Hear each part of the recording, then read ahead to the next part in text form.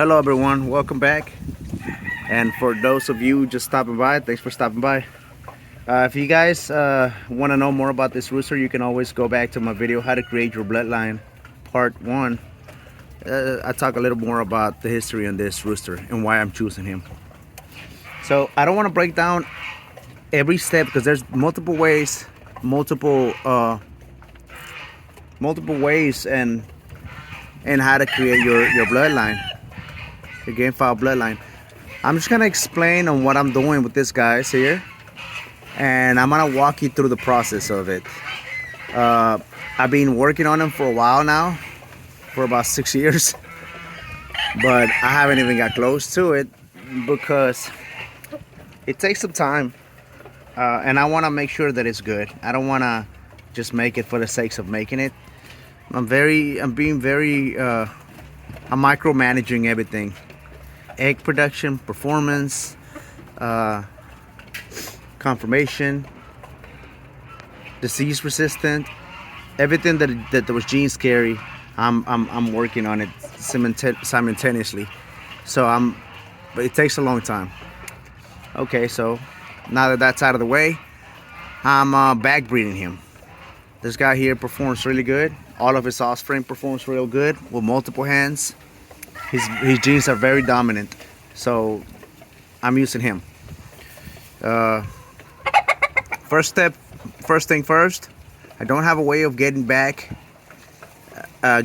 any of that bloodline back, any of his relatives back, because I don't have a way. Sometimes that happens. You can't go back and get a bloodline. The same type of bird. So I'm doing the best I can into back breeding him. That's why I'm back breeding him. So this guy here, his name is Vlad. First step is you mix him with a relative. I don't have relatives, so I use the Kelso hen. So out of that, I bred him with that Kelso hen, and the offspring came out real good.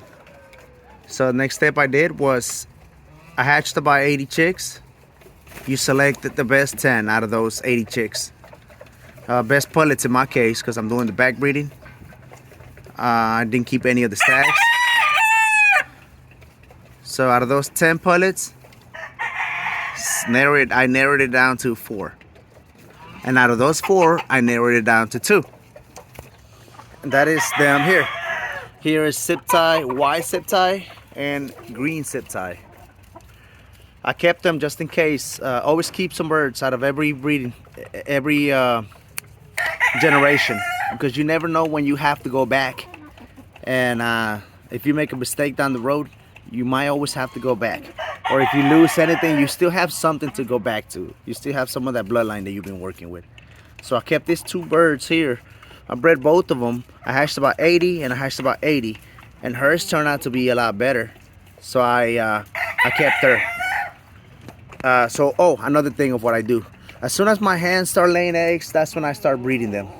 I know they're too young, but I just do it so I could try out, so I could test the hens at 6 months. And then once I see which ones are the best ones, we discard all of that and we start over again.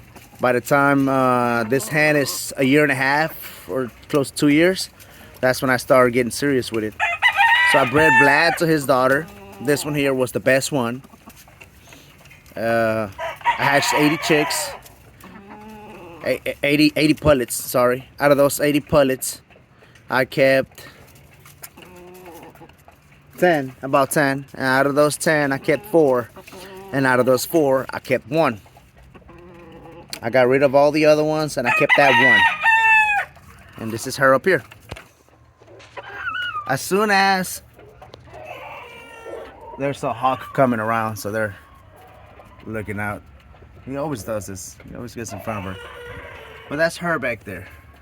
I kept her. When she was 6 months old, I bred her. Well, all the ones that I kept, I bred them at 6 months old, and she came out producing the best birds. So I put a white zip tie on her, and then I toe punched her right foot.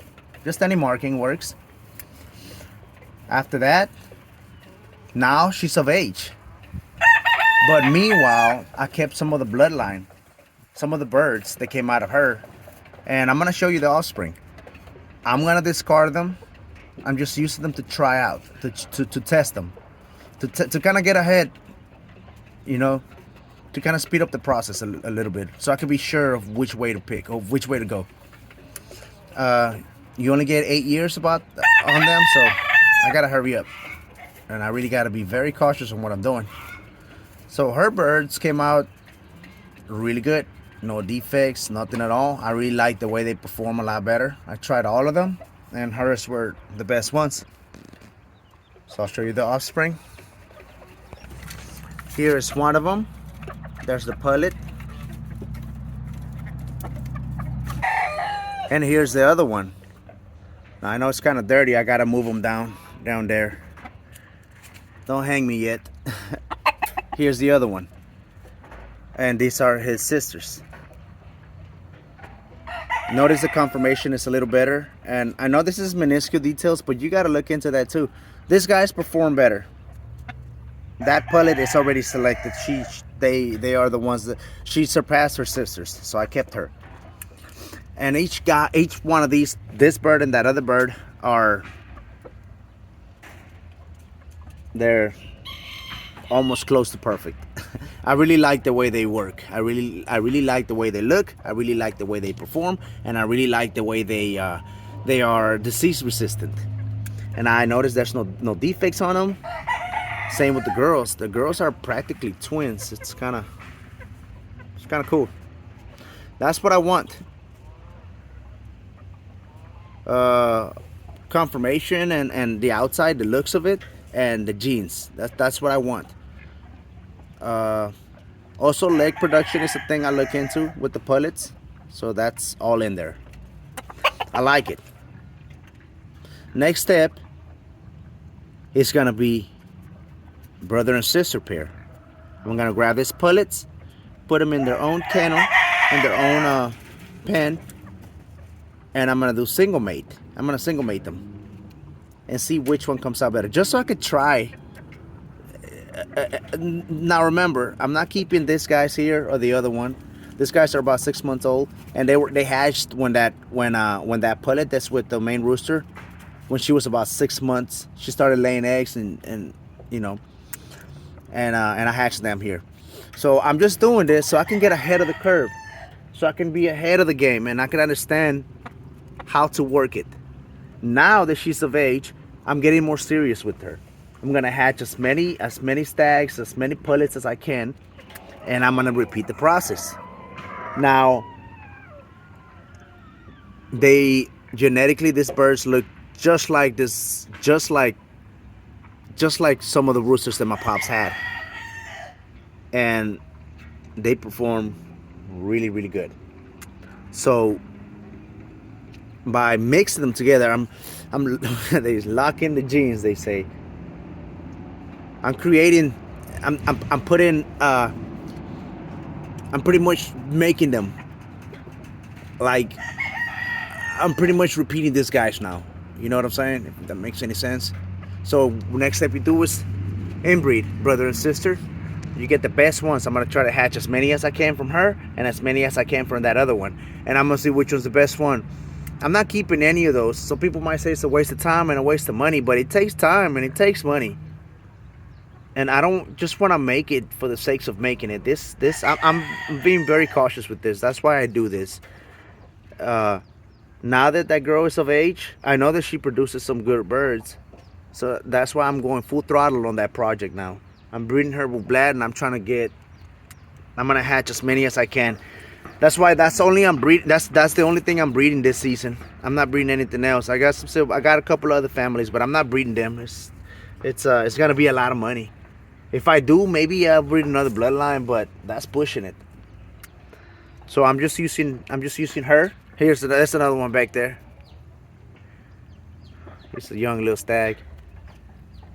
I really like him too, but I'm not keeping this, guys. It's just so I could get ahead of the curve.